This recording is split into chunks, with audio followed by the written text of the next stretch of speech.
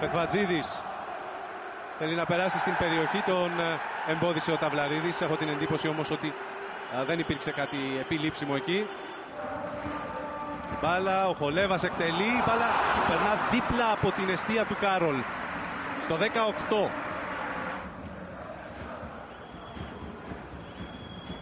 Ο Λόπες, σπουδαία επέμβαση του Κωνσταντζο. Ο Ορμπάιθ χαμηλά, ο Τζιμπούρ στο Φετβατζίδη, το σούτ από τον τελευταίο πάνω από την εστία του Κάρολ. Είναι πολύ κοντά οι δύο γραμμές άμυνας του Όφη.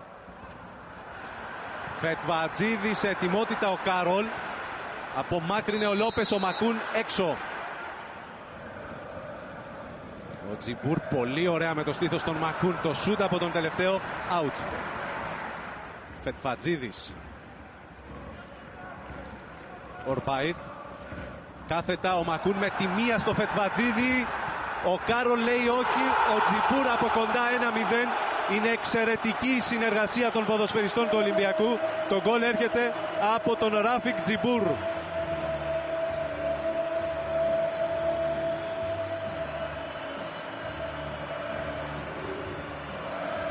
Μιραλάς. Τζιμπούρ. Ο Μακούν, ο Κάρολ σταθερά. Μιραλάς. Μπαλακοντράρι, ο Φετβατζίδης δεν πρόλαβε. Ο Μπουλούτ όμως ήταν εκείνος που άπλωσε το πόδι του. Τζιμπούρ από τον Ιμπαγάσα με φάλτσο, εξαιρετικό σουτ. Ο Μανιάτης για το Μιραλάς. Θέλει να περάσει από τον Κάρολ. Out είναι. Ορμπάιθ. Ωραία αλλαγή παιχνιδιού για το Μανιάτη. Η σέντρα από το Μανιάτη. Από κοντά ο Μιραλάς. 2-0. Με δεύτερη προσπάθεια. Εκπληκτική επέμβαση αρχικά από τον Ρόι Κάρολ. Σε δεύτερο χρόνο Μιραλάς. Το 2-0 για τον Ολυμπιακό.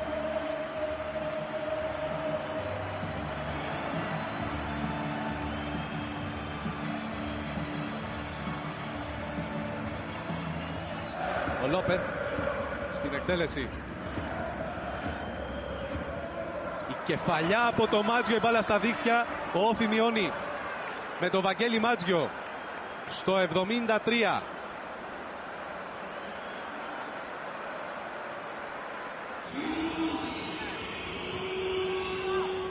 Η μπάλα περνά, ο Μέλμπερκ από κοντά.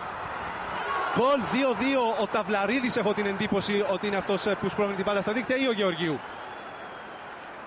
Για να δούμε. Ο Μέλμπερκ βρήκε την μπάλα. Στην συνέχεια γίνεται το σούτ από τον Βερόν. Ο Γεωργίου πεσμένος στο έδαφος είναι αυτός που σπρώχνει τελικά την μπάλα στα δίχτυα. Ο Μοδέστο εποφελήθηκε.